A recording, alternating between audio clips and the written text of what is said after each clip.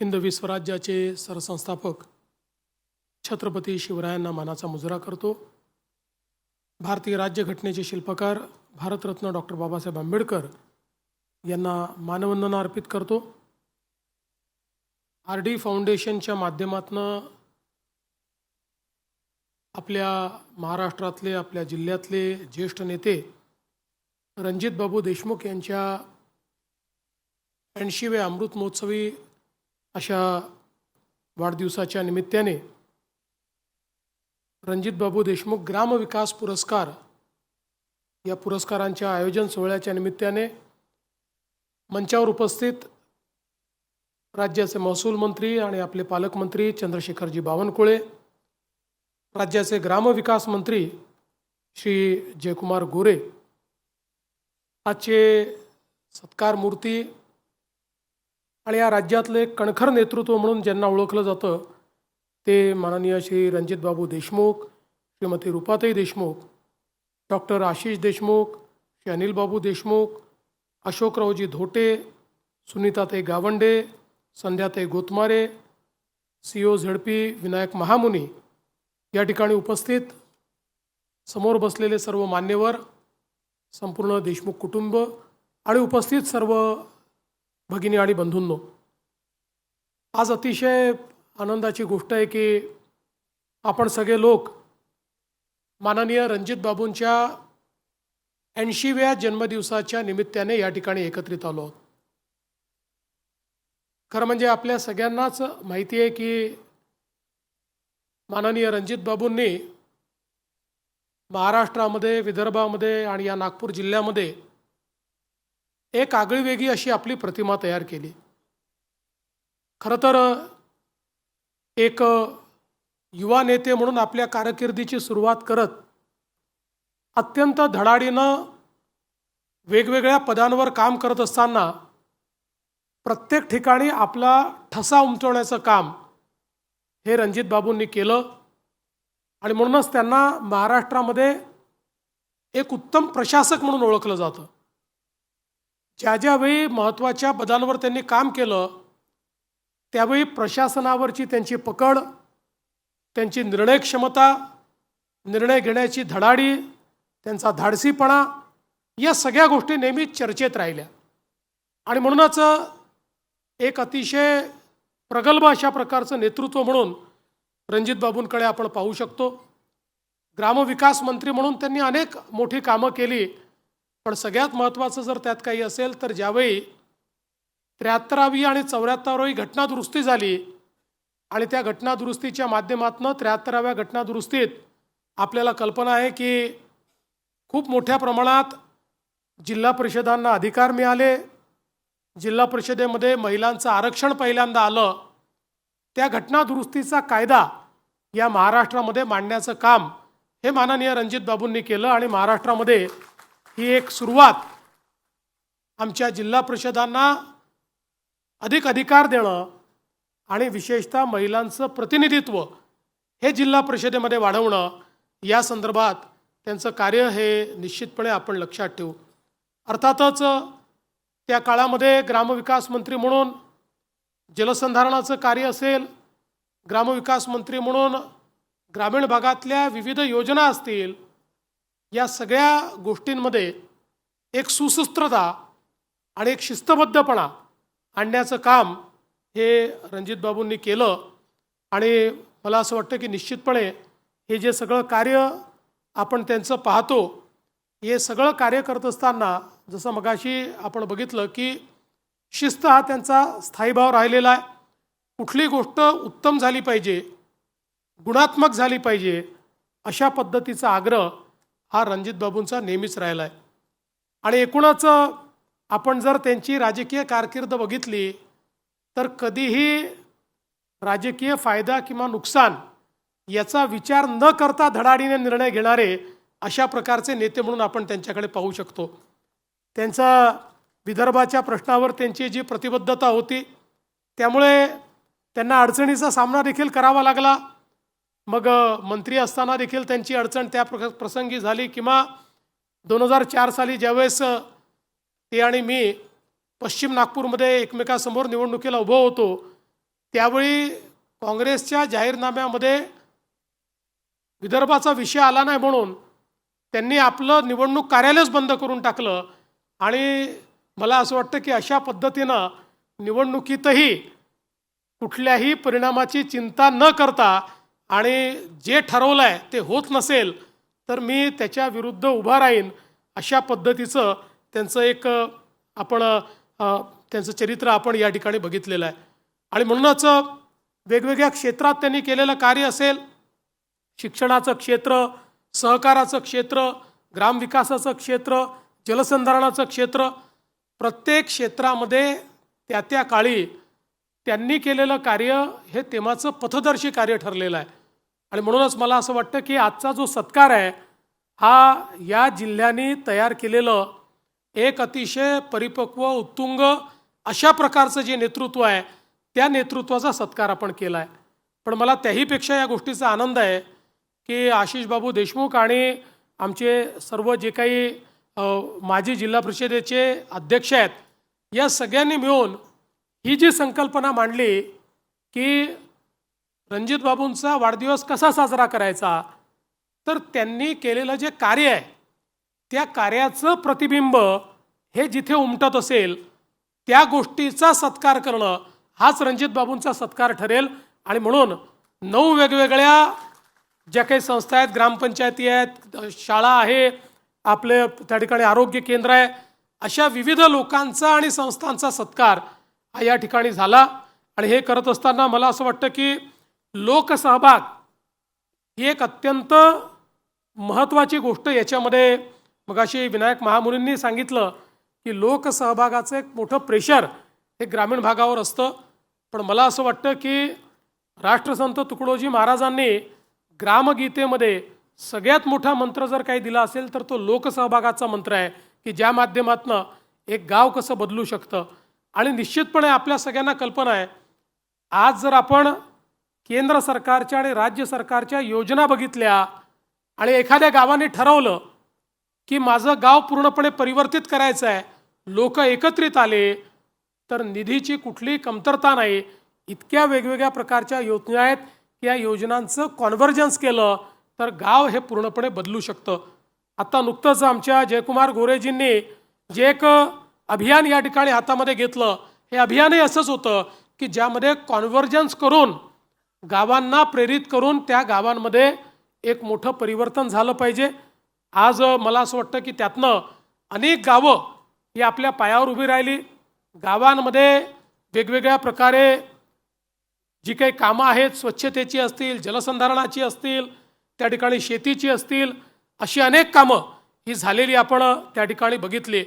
आणि ज्याचा मगाशी उल्लेख झाला की जलयुक्त शिवारसारखी योजना, ही योजना यशस्वी होण्याचं कारण काय आहे, तर या योजनेचा सगळ्यात मोठा जो काही गाभा होता तो लोकसहभाग होता. आणि या योजनेमध्ये 700 कोटीपेक्षा जास्त निधी हा लोकसहभागातून प्राप्त झाला. आणि लोकांनी पैसाही दिला, लोकांनी श्रमही केले आणि त्यातनं अनेक गावं ही पाणीदार झाली, अनेक गावातला दुष्काळ आपण दूर करू शकलो. आणि म्हणूनच मला असं वाटतं की आज ज्यावेळेस आपण बघितलं या ठिकाणी वेगवेगळ्या ज्या गावांचा आपण सत्कार केला, त्यात उमरी भरतापूर या ग्रामपंचायतीने लोकसहभागाचा आदर्श प्रस्थापित केला. किसापूर गावाने सांडपाणी घनकचऱ्यात काम केलं, ओल्या कचऱ्याचं रूपांतर खतांमध्ये केलं. तरोडी गावामध्ये त्या ठिकाणी आरतीताईंच्या माध्यमातून वृक्ष लागवड असेल, सौर ऊर्जा असेल, जलसंधारण याचं अतिशय चांगलं काम झालं. विरली गावामध्ये त्या ठिकाणी एकही गुन्हा 3 वर्षात घडला नाही, त्यामुळे एक सलोख्याचं वातावरण त्या ठिकाणी तयार झालं. आष्टीकला गावाने महिला बचत गटाचं उत्तम काम केलं आणि लखपती दीदीमध्ये इतक्या मोठ्या प्रमाणात आमच्या सगळ्या ज्या बहिणी आहेत त्यांना लखपती दीदीमध्ये परिवर्तित करण्याचं काम हे या गावामध्ये झालं. धानला असेल किंवा इतर सगळी जी गावं असतील ज्यांनी अतिशय आदर्श काम या ठिकाणी केलं, यातल्या कुठल्याही गावाला काही खूप वेगळं करण्याची आवश्यकता नव्हती, तर जे आहे ते योग्य प्रकारे करण्याची आवश्यकता होती, योजना योग्य प्रकारे राबवण्याची आवश्यकता होती. आणि काही ठिकाणी अर्थातच CSRच्या माध्यमातून देखील मगाशी आपण JSWचाही सत्कार केला, तर अशा प्रकारचे जे CSR डोनर्स आहेत त्यांचीही थोडीशी मदत घेऊन आणि गावं ही उत्तम होत आहेत हे बघून मला अतिशय आनंद झाला. आता आपल्याला कल्पना आहे की केंद्र सरकारने जी रामजी सारखी योजना सुरू केली आहे. जी रामजी योजनेमध्ये जलसंधारणावर खूप मोठ्या प्रमाणात त्या ठिकाणी एक प्रकारे भर देण्यात आलेला आहे. या ठिकाणी गिरीश भाऊ आहेत. मागच्या काळामध्ये वनराई बंधारे असतील किंवा आताच्या काळामध्ये जलतारा स्ट्रक्चर्स असतील, हे स्ट्रक्चर्स असे आहेत की जे अक्षरशः जो पूर्णपणे ड्राय झोन आहे या ड्राय झोनला देखील त्या ठिकाणी पाणीयुक्त जलयुक्त करण्याचं काम या स्ट्रक्चर्सच्या माध्यमातून आपण करू शकतो.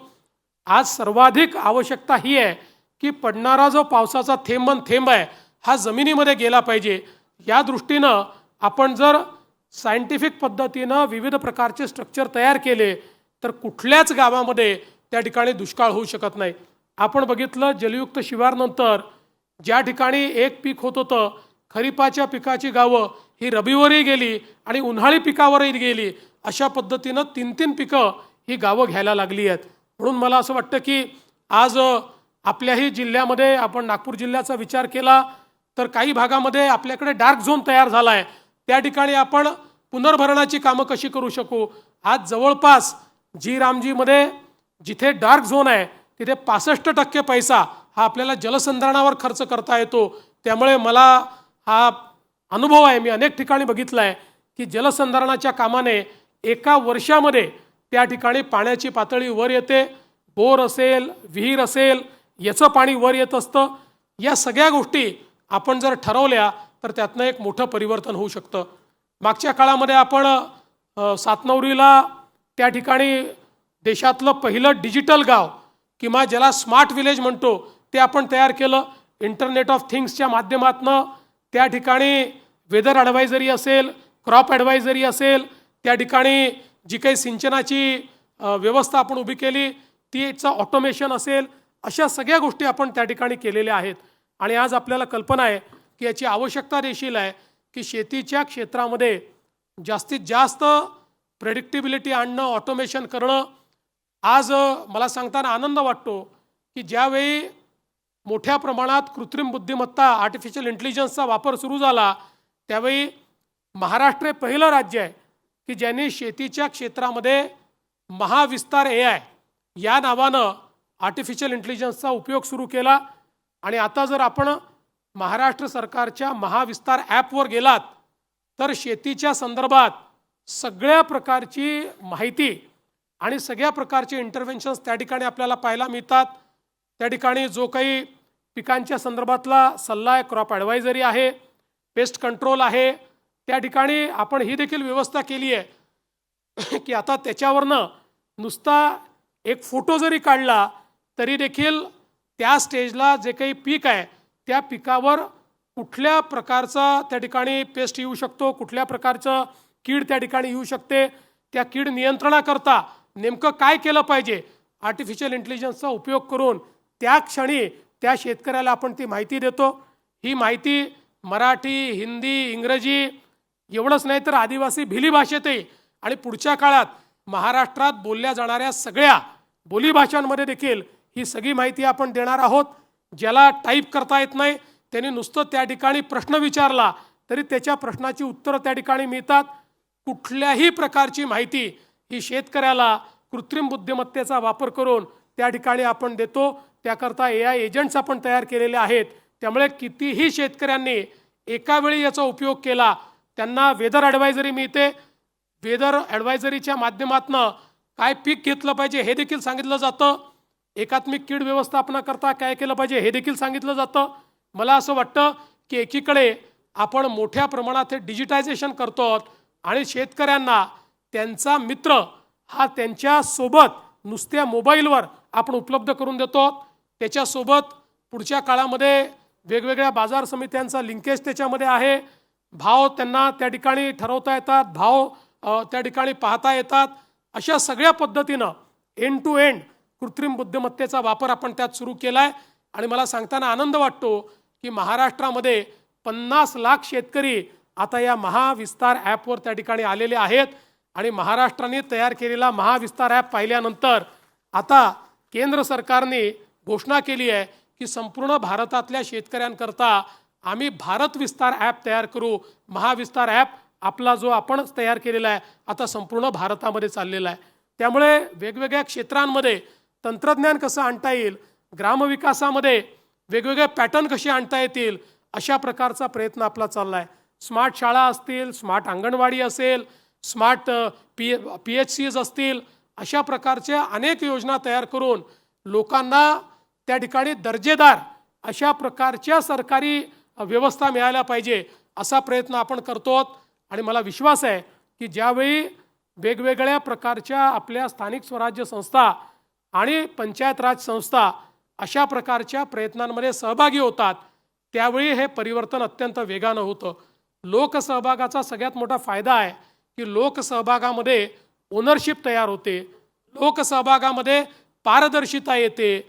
कोणीतरी करून टाकलाय, हे माझं नाही आहे, हे सरकारी आहे, अशा भावनेच्या ऐवजी हे आपल्याकरता केलं आहे, हे आपण केलं आहे, हे आपल्याला वापरायचं आहे, अशा पद्धतीची भावना जर तयार झाली तर निश्चितपणे मला असं वाटतं की झालेल्या ज्या गोष्टी आहेत त्या गोष्टींचा वापरही उत्तमपणे होतो आणि लोकांमध्ये एक परिवर्तनाची भावना तयार होते.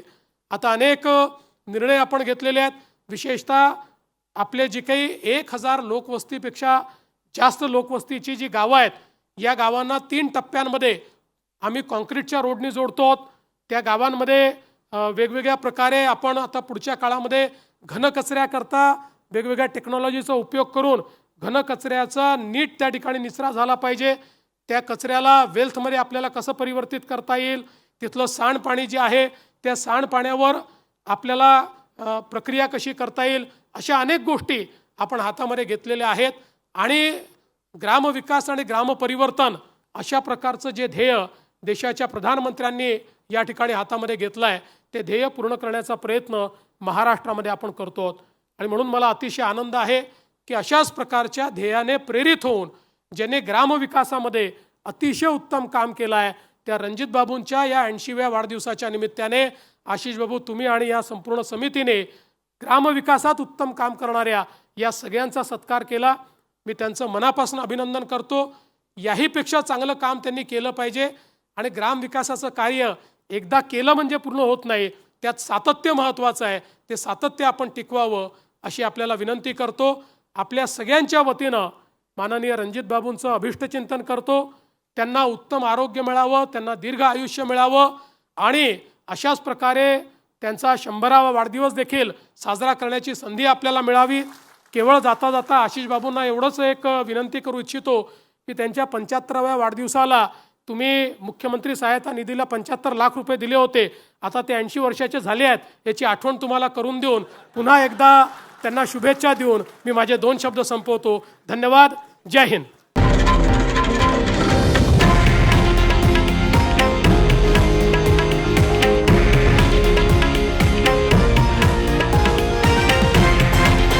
हे आहे देशातील नंबर 1 न्यूज नेटवर्क आणि आपण पाहत आहात TV9 मराठी, एकमेव.